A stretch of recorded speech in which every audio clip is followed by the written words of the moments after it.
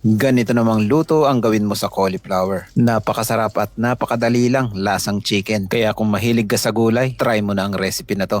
Gumamit lang ako ng cauliflower, hiniwa ko lang siya ng bite size. Gamit lang tayo ng breading mix, all-purpose flour, cornstarch, black pepper. Pagkatapos, halo-haluin lang natin yan. Saka natin imimix ang cauliflower. Mix lang natin ng mabuti yan hanggang sa makot yung cauliflower tapos set aside. Maglalagay lang tayo ng itlog sa breading mix at konting tubig hanggang sa makuha mo yung consistency na kagaya nito. At ibalik lang natin yung cauliflower. Halo-haluin lang natin yan hanggang sa makot yung cauliflower ng breading mix. Gawa lang tayo ng sauce. Mix lang natin ng water, cornstarch, ketchup, soy sauce, oyster sauce, brown sugar. Mix lang natin yan hanggang sa mag-blend ng maayos. Pagkatapos, prituhin lang natin yung cauliflower.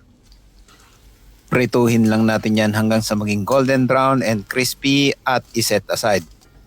Igigisa lang natin ang sibuyas, green bell pepper, siling pula, konting asin at bawang. Gisa-gisain lang natin hanggang sa lumabas yung aroma. Ilalagay na rin natin ang sauce mixture. Mix lang natin yan konti hanggang sa lumapot at ilalagay na natin ang cauliflower, sesame oil, chili flakes. Mix lang natin yan hanggang sa kumapit yung sauce dun sa cauliflower at okay na yan. Kaya kung mahilig ka sa gulay, try mo na ang recipe na to. Napakadali lang.